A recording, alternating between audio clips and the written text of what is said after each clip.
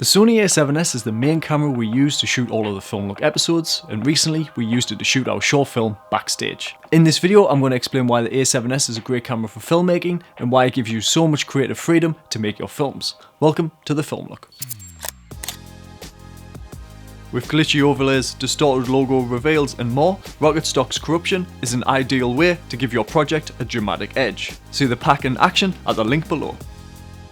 As of this video, the Sony a7s Mark I has been out for about 3 years, so I'm not going to go into all of the specifications of the camera. There are loads of videos and articles talking about these specifications, but if you want to see them, pause the video now.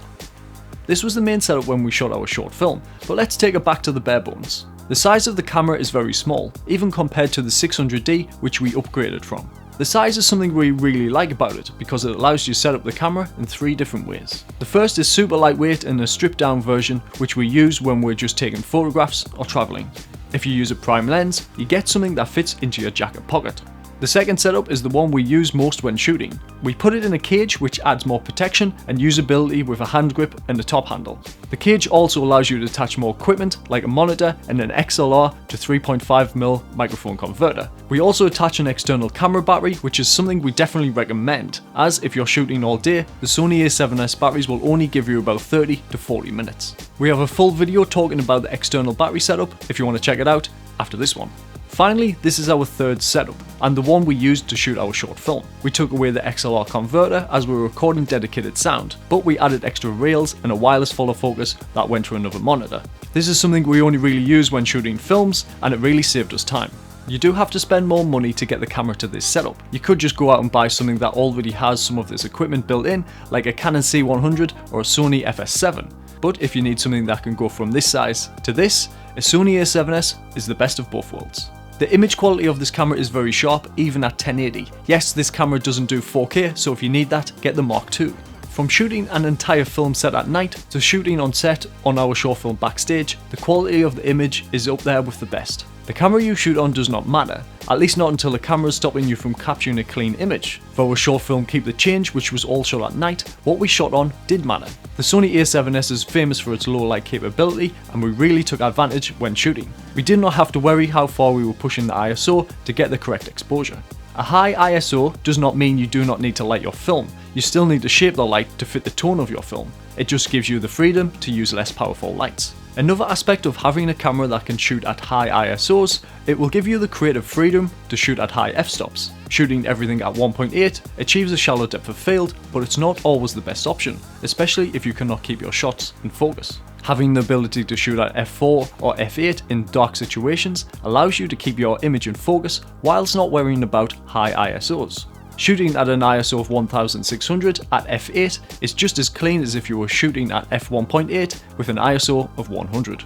But at f4 or f8, your shots will have a better chance of being in focus. The white balance you choose to shoot will all depend on the type of look you're going for and the type of lights you're using. The Sony a7s allows you to customize your white balance way past the standard settings like you get with every other camera. The main light source on our short film Backstage were 4 fluorescent lights which had a colour temperature of 3200 Kelvin.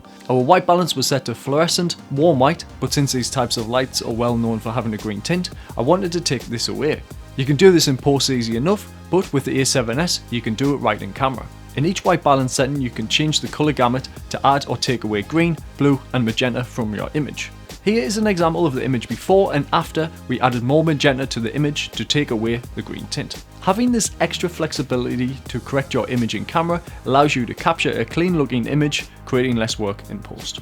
The picture profile you choose to shoot on will all depend on your experience and your workflow, but the Sony a7s gives you many options. For our short film Backstage and all of the episodes we shoot for this channel, we set our picture profile to off, as the standard picture profile is quite flat. It's not as flat as S-Log 2, but you do not need to shoot on S-Log all of the time to get a flexible image for colour grading. The picture profile settings on the camera are vast and very overwhelming, but there are many guides out there which will help. One of the best videos out there about setting up your a7s is from Philip Bloom. He goes into the fine details not just about setting up your picture profiles, but setting up all of the settings for the camera. It's definitely worth watching a few times. Learn how to shoot and colour grade with a standard picture profile and an S-Log 2 profile, and any other profiles that you find that are out there. Use the right one for the right job. They all have their advantages and disadvantages, and the Sony a7s gives you the freedom to choose. The camera you shoot with needs to help you tell your stories, and the easier you can do that, the better. The camera is very small, but it surprisingly has many function buttons which can help you access settings quickly. Over time you learn which settings you need to access quickly, and you can customize them to suit you. The only downside to this camera is where the record button is placed. It's very hard to get to. This is why I went for a tilted cage, as there is a record button on the handle. We have a video all about the cages we use for the a7s if you want to check it out after this one. The Sony a7s gives us all of the creative freedom we currently need to make our short films, but it's not the camera we will use forever. If a project comes along and needs us to shoot 4K, 6K or even 8K, we will not just use the camera that we've got. We will go out there and find the best camera for the job. Thanks for watching. We do camera reviews every chance we can, so if you're not already, consider subscribing. We'd like to give a big shout out to Rocketstock for sponsoring this video. Want to use these effects yourself? Then check out the Corruption video pack.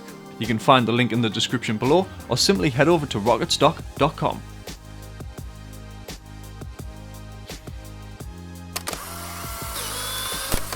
This is a video we've been waiting to make for a while, so I hope it helps you make the decision when buying your next camera. If you want to watch the other videos mentioned in this video, they'll be on screen right now.